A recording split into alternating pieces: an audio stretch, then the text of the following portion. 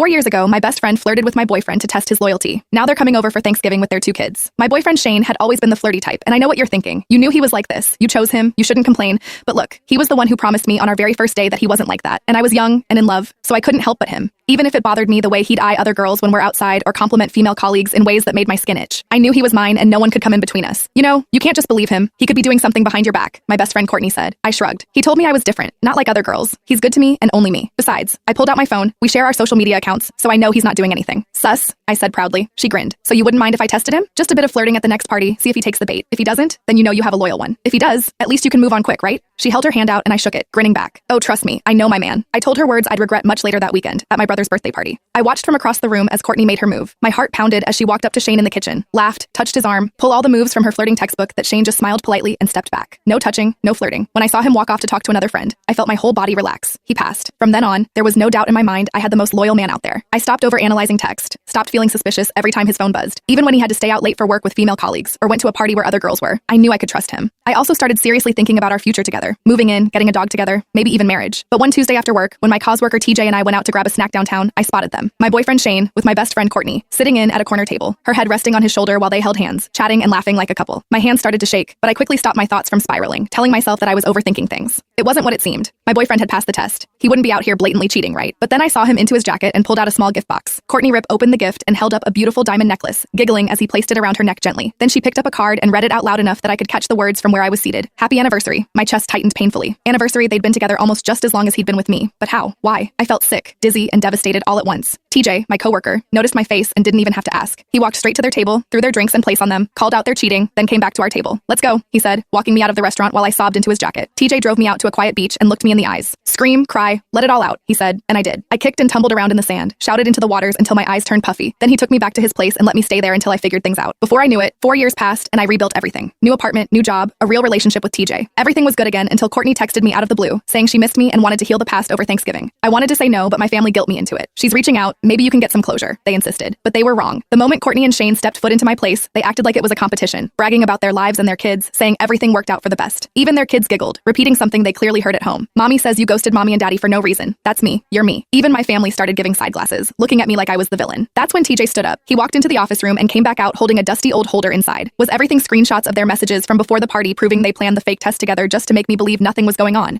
Photos of group chats where they mocked me for years afterward and proof that they'd both been cheating on each other throughout their entire marriage. Courtney and Shane immediately broke out into a fight, screaming at each other, throwing around furniture that wasn't theirs, wondering if the kids were even his. It was amazing. I looked at Courtney and Shane, still red-faced and trembling with rage, and smiled. Then I turned to their crying kids and asked calmly, so which parent are you two planning to stay with after the divorce? They cried harder,